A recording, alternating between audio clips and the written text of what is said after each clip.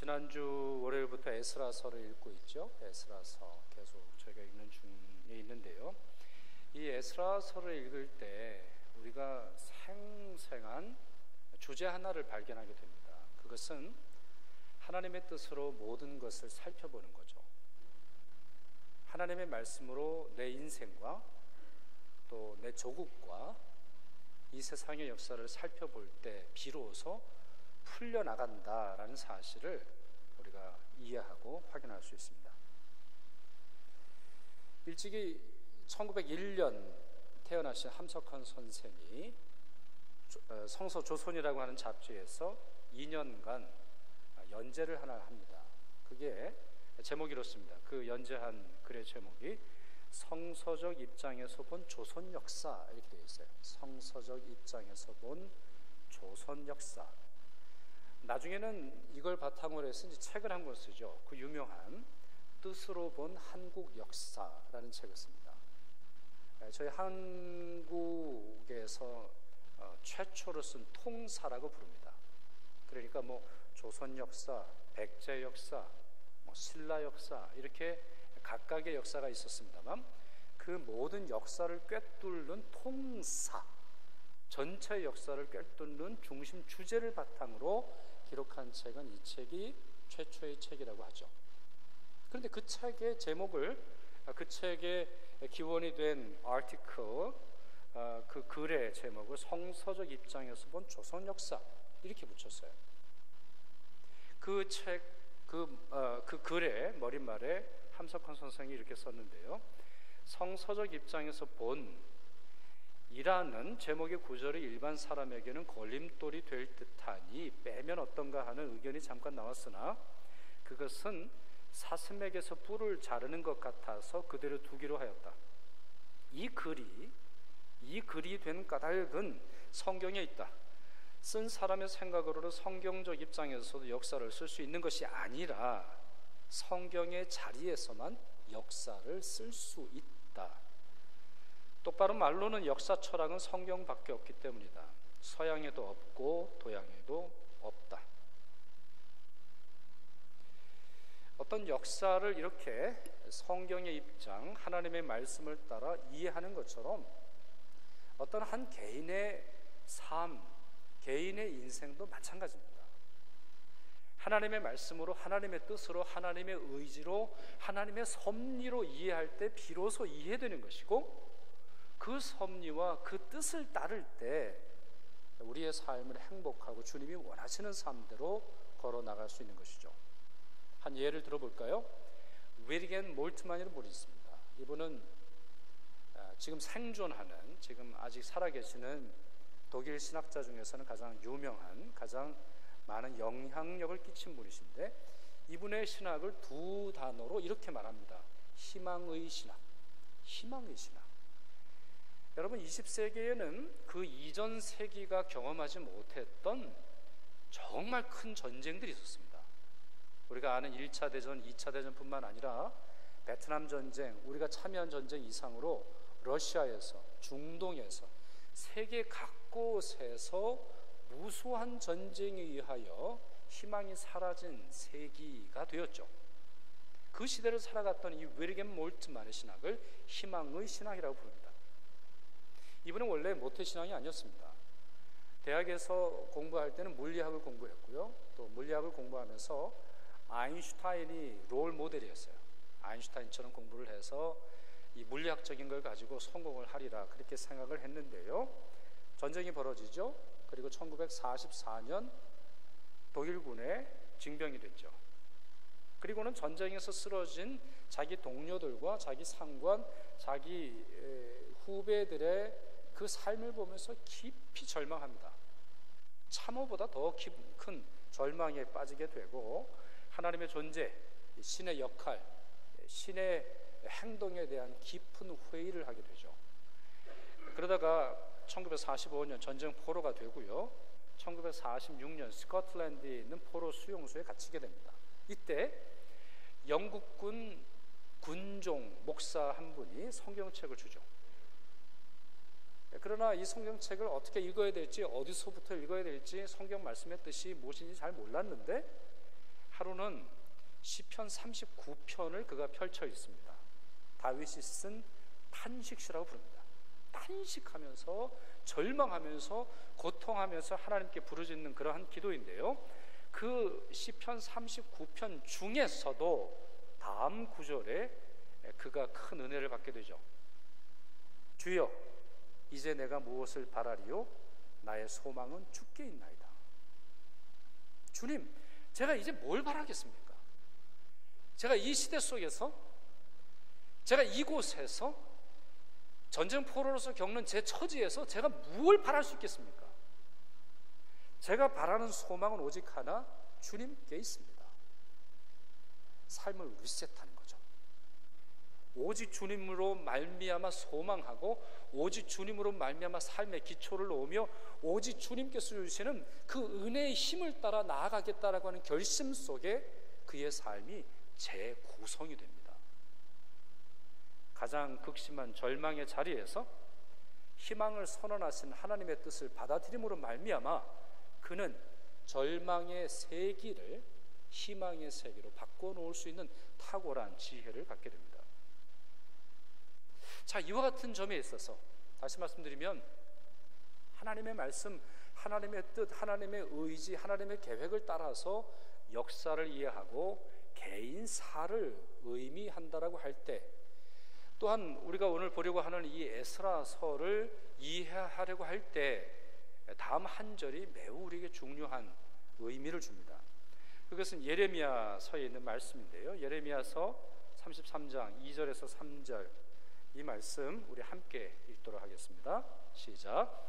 이를 행하시는 여호와, 그것을 만들며 성취하시는 여호와, 그의 이름을 여호와라 하는 이가 이와 같이 이르시도다.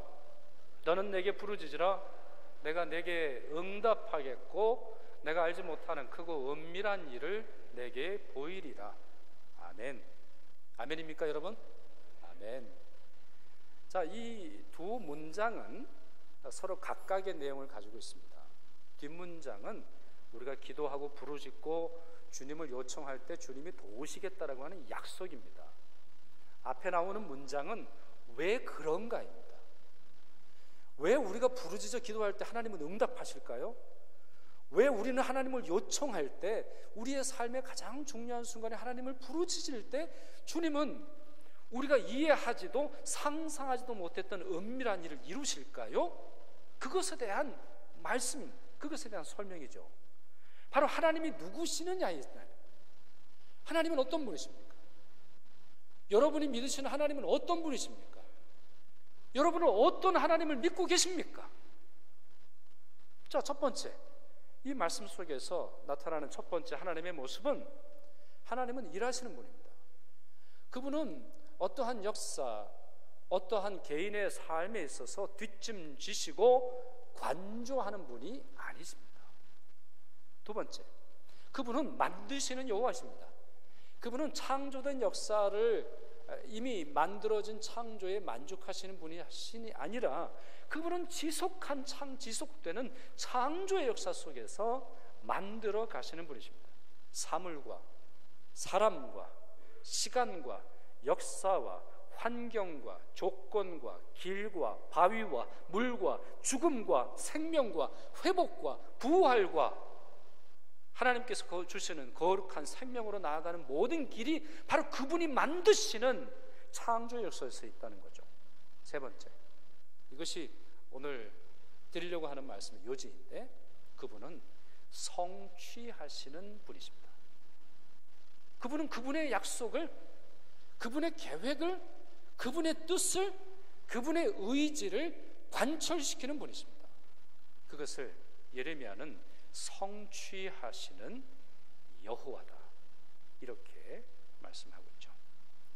바로 이 하나님을 믿을 때, 이 하나님을 의지할 때 우리는 크고 비밀하고 은밀하고 우리가 전혀 예상하지 못했던 일을 통해서 하나님의 성취하심을 보게 된다는 거죠.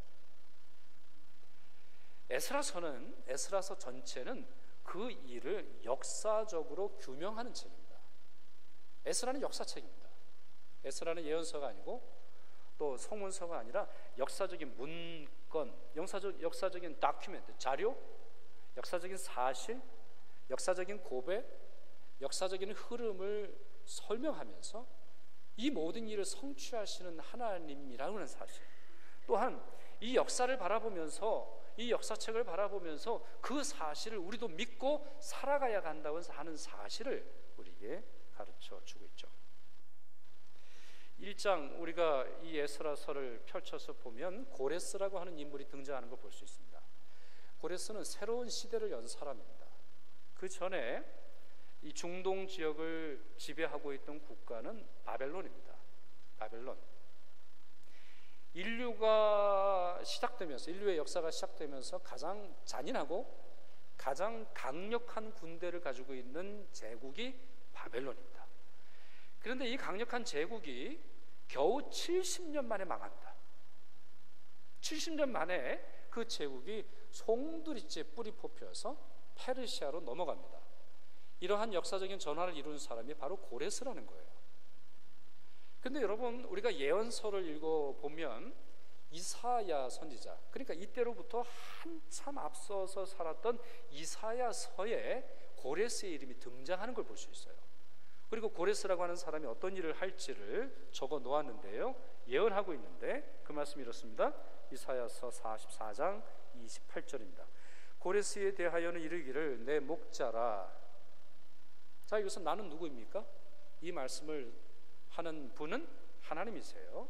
하나님께서 고레스를 향하여 내 목자다 이렇게 부르실 거라는 거예요. 그가 나의 모든 기쁨을 성취하리라 하며 예루살렘에 대하여는 이르기를 중건되리라 하며 성전에 대하여는 내 기초가 놓여지리라 하는 자니라. 이렇게 고레스를 설명하고 있습니다. 여러분, 이 단어에서 매우 주목할 단어 하나를 꼽아보라고 할 때 뭘 꼽으실 수 있겠어요? 성취하리라 라고 하는 이 말입니다. 성취하시는 하나님의 종은 하나님의 뜻을 성취합니다. 여러분, 최악과 최상의 경우가 있습니다만 때로 크리스천이라 할지라도, 하나님의 백성이라 할지라도 하나님의 뜻을 성취하지 못하는 성도는 매우 심각한 사람입니다. 반면에 이 고레스는 이방인일 거라고 생각을 합니다. 대부분의 역사학자들, 대부분의 성경학자들은 그를 유대교 개종한 사람으로 우리가 이해하기 힘들다 이렇게 보는데, 이방인이었던 고레스조차 하나님의 성취하시는 것을 믿고 의지하여 그 일을 성취하는 자가 될 때 놀라운 일이 벌어진다고 하는 사실을 이 본문이 보여주는 거예요. 이 동사, 성취하시는 하나님의 종으로서 하나님의 뜻을 성취하는 인물이 될 것이다, 이것이 이사야의 예언입니다. 그렇다면 이 예언은 어떻게 응합니까? 어떻게 성취됩니까? 어떤 과정을 통해서 됩니까? 바로 에스라 1장 1절에서부터 4절까지 내용, 고레스가 만든 이 법령, 고레스 칙령이라고 부르기도 하고 고레스가 바꿔놓은 이 행정 절차에서 그 일이 이루어지는 걸 볼 수 있습니다. 이 내용은 둘로 나눠집니다. 1절에서 4절까지의 내용은 다시 둘로 나눠져서 고레스의 정체성, 고레스 자신이 나는 누구인가를 말하는 본문이 나오고, 그리고는 그렇기 때문에 나는 이러한 일을 이 모든 페르시아 전역에 걸친 사람들에게 선포하노라 라고 하는 선포의 내용이 나옵니다. 첫째, 자신을 뭐라고 부르느냐? 하늘의 하나님 여호와께서 왕이 되게 하셨다 이렇게 말해요. 하늘의 하나님 여호와께서 왕이 되게 하셨다. 2절 상반절이죠. 2절 하반절에는 뭐라고 말하고 있느냐? 여호와 하나님이 자신에게 예루살렘 성전을 건축하라 명령하셨다 이렇게 말해요. 여러분, 이 절은 매우 놀라운데 대부분 통치자들이 기존에 있던 피지배 민족의 종교를 이용하는 경우가 많이 있습니다. 그건 너무 당연해요. 그 지역에 있는 종교, 그 지역에 먼저 있었던 사람들이 믿었던 종교를 이용해서 자기의 이데올로기, 아니면 자기 정치적인 신념, 아니면 자신의 정치적인 목적을 이루려고 하는 것은 대부분 왕들이 하던 행동들입니다. 그런데 지금 고레스는 자기 자신이 왕이 된 이유는 하늘에 계신 하나님 덕분일 뿐만 아니라 그분이 나에게 명령을 주셨는데 예루살렘에 성전을 세워서 그분이 그분이 하늘에 계신 유일한 하나님이라는 사실을 알리라고 한 것이죠. 세 번째, 모든 유대인들에게 명령합니다. 원하면 떠나라는 거예요. 너희들이 원하면 예루살렘에 거해도 좋고 유대 땅 가도 좋다, 이렇게 그들에게 사면을 선언합니다. 유대인들이 이 땅에 온 이유는 영주권 받고 온 게 아니거든요. 시민권 받고 온 게 아니거든요. 세컨드 시티즌십 받고 온 게 아니거든요. 매우 열등한 전쟁에 패배한 포로로 왔거든요. 그러니 포로는 주인들에게는 재산인 셈인데 그 사람들에게 자유를 선언하면서 고향으로 갈 사람은 갈 뿐만 아니라 고향에 가서 이 성전을 건축하라, 이렇게 명령하고 있어요. 마지막으로 네 번째, 남아있는 백성, 고국으로 돌아가지 않는 유대인들 있다고 할 때 원한다면 재물을 보내고 헌금을 보내고 사람들을 보내서 이 성전 건축을 하는 걸 허락한다 했어요. 여러분, 지금도 우리 정부에서는 돈의 흐름을 매우 유심히 쳐다보고 있죠. 돈이 어디로 가는지, 부동산으로 가는지, 아니면 은행으로 가는지, 채권으로 가는지, 아니면 국채로 가는지. 죄송합니다. 국채 뭔지 잘 모르시는 분들이 지금 저를 당황하는 표정으로 보시는데, 여하튼 여러분 중에 국채 가주신 분은 없는 것 같은데요. 여하튼 그러한 돈의 흐름에 매우 민감한 법입니다. 그런데 대규모 공사에 필요한, 대규모 자금이 필요한 이 일에 페르시아 전체에 흩어져 있는 유대인들이 돈 보내는 걸 허락하고 있다는 거예요. 이건 매우 놀라운 사실이에요. 어느 정부도 어느 제국도 이와 같이 본국을 회복하는 일에 남아있는 사람까지도 힘을 합치도록 하는 경우를 찾아보기 힘듭니다. 그렇다면 이와 같은 역사적인 선언, 역사적인 조소, 칙령이 내려진 후에 어떠한 일이 벌어집니까? 이제 에스라서는 그 사실들을 설명해내고 있는데요. 유난히 두드러지는 것이 70년입니다. 70. 바벨론이 70년 만에 망했다는 말씀 드렸죠. 또 유대인들이 바벨론으로 끌려갔을 때가 주전 605년이었는데요. 거의 70년, 딱 70년은 아닙니다만 주전 537년에 1차 유대 귀환자들이 예루살렘에 돌아오게 됩니다. 세 번째, 예루살렘 성과 함께 성전이 파괴되어서 유다가 공식적으로 망합니다. 그것이 주전 586년입니다. 그로부터 70년이 지난 516년에 성전이 완공이 됩니다. 하나님의 역사는 빈틈없이 사람들이 상상하지도 못했고 사람들이 예상하지 못했고 유대인이 힘썼던 일이 아님에도 불구하고 하나님의 종으로 선언했던 이방인으로 말미암아 시작된 이 일이 하나님이 약속한 그대로 70년에 예레미야에게 주셨던 약속 그대로 이루어지고 있음을 설명하고 있죠. 오늘 본문 1장 1절은 이 일의 시작이 왜, 어떻게, 누구에 의해서 진행되고 있는지를 써놓고 있습니다. 그 말씀이 이렇죠. 바사왕 고레스 원년에 여호와께서 예레미야 입을 통하여 하신 말씀을 이루게 하시려고 바사왕 고레스의 마음을 감동시키심에 그가 온 나라에 공포도 하고 조소도 내려 이르되 라고 설명하고 있습니다. 여러분, 이 본문의 키워드가 무엇이죠? 이 본문에 우리가 마음을 쏟아놓고 이 본문을 기억해야 되는 내용이 무엇입니까? 예레미야의 입을 통해 하신 말씀을 이루시기 위해서라는 거예요. 바로 이 절이 에스라서 전체의 사관입니다. 그러니까 viewpoint of the history라고 볼 수 있는 거죠. 역사를 보는 관점이고 바로 이 앞 문장이 우리의 인생을 바라봐야 되는 관점일 뿐만 아니라 이 앞 문장이 어떤 사람을 통해서, 성경을 통해서 우리에게 약속하신 하나님의 말씀을 이루시려고 하신다라고 하는, 하나님이 계신다라고 하는 이 역사적 사실과 이 영적 진리가 우리 삶의 토대가 되어야 함을 말씀하고 있는 것이죠. 자, 말씀을 조금 정리하죠. 조금씩 정리하면서 마지막 결론을 내리려고 합니다. 에스라서는 우리에게 하나님을 성취하시는 여호와로 고백하고 믿으라 요청하고 있습니다. 우리는 이 진리를 믿고 의지해야 합니다. 그리고 이 진리를 따라서 우리 자신의 삶을 이해하고, 우리 가족의 삶을 이해하고, 우리 교회의 흐름을 이해할 뿐만 아니라 이 땅의 역사의 해석자로 살아가야 합니다. 에스라서는 그러한 하나님에 대한 진술뿐만 아니라 그러한 신앙을 가지고 있는 사람들이 어떻게 살아가는지도 설명하고 있습니다. 첫 번째, 하나님의 언약을 기억하는 사람입니다. 두 번째, 예배하고 기도하고 찬양하는 사람입니다. 세 번째, 거룩함을 회복하는 사람입니다. 네 번째, 인내하고 소망을 잃어버리지 않는 사람입니다.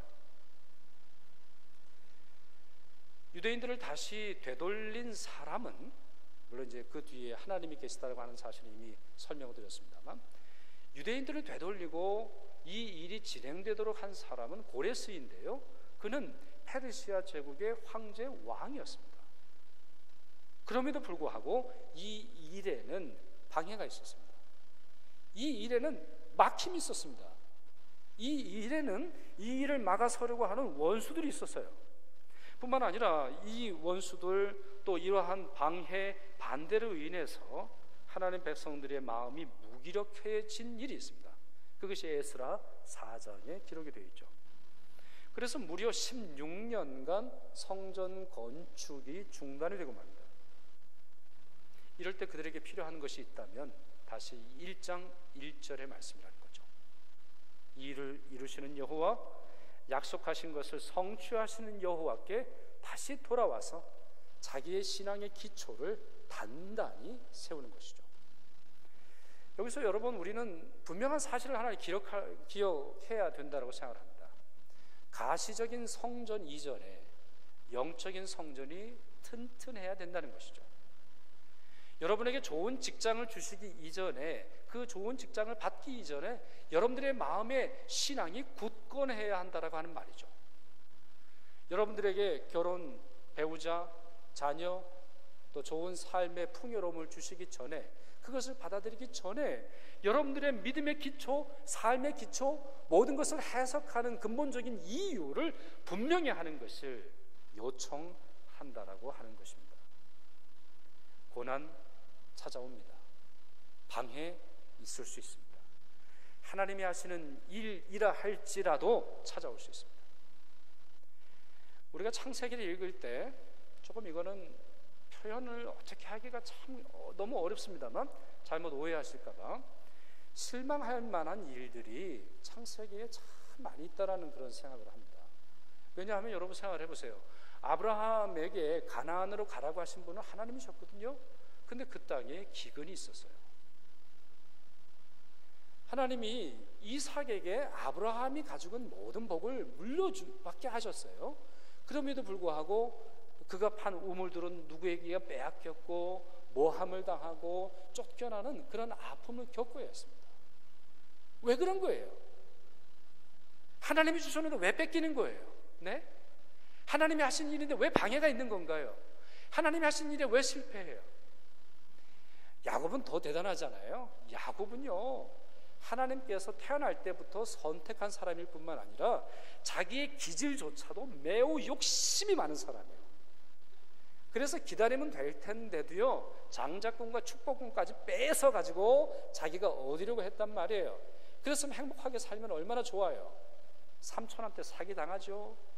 또 모진 고난을 당하죠. 세겜이라고 하는 곳에는 자기가 사랑하는 딸이 매우 치욕스러운 그런 경험을 하게 된단 말이에요. 왜 그런 거예요? 우리 인생을 살다가 이와 같은 질문을 할 때가 있다라는 거예요. 그러면 그 질문은 어디서 풀리는 거예요? 그 대답은 에스라 1장 1절에 있다는 거예요. 걱정하지 말라는 거예요. 이 일을 계획하시는 분이 하나님이시라면 이 일을 성취하시는 분이 하나님이시라는 사실을 믿고 그 하나님 신뢰하고 인내하고 고난 중에도 기뻐해야 한다는 것이죠. 히브리서 10장 말씀이 이렇습니다. 이 말씀 같이 읽겠습니다. 너희에게 인내가 필요함은 너희가 하나님의 뜻을 행한 후에 약속하신 것을 받기 위함이라.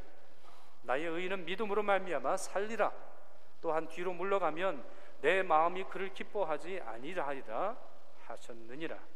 아멘. 우리에게 왜 인내가 필요합니까?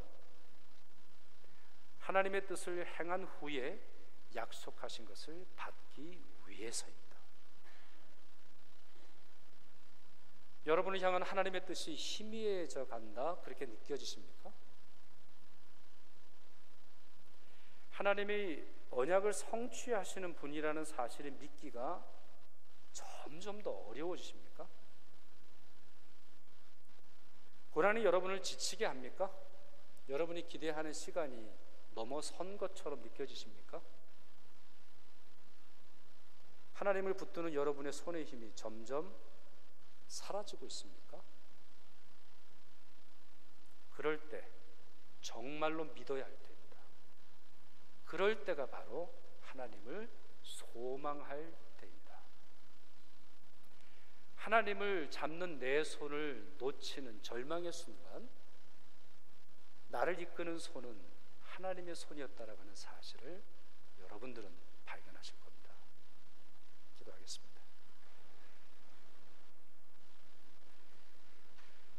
자비하시고 전능하신 하나님, 하신 말씀을 반드시 이루시고 언약하신 바를 반드시 성취하시는 하나님, 오늘도 주님의 말씀을 통해 하나님의 성품과 저희를 향한 하나님의 뜻을 알게 하시니 감사드립니다. 망했던 유다를 전혀 예상하지 못했던 인물과 역사적인 격변을 통해서 회복시키시고 성전을 재건케 하셨던 것처럼 저희도 회복의 축복으로 이끌어 주시옵소서. 무엇보다 간절한 마음으로 기도하오니 남과 북으로 갈라져 다투고 있는 저희 민족의 앞날을 주의 손에 맡겨드리오니 잃어버렸던 평화의 범기운이 한반도에 찾아오게 하시어서 통일을 앞당기고 화해와 사랑의 민족으로 변화되도록 도와주시옵소서. 온 세상에 사랑과 진리로 다스리시는 예수 그리스도의 이름으로 기도드리옵나이다.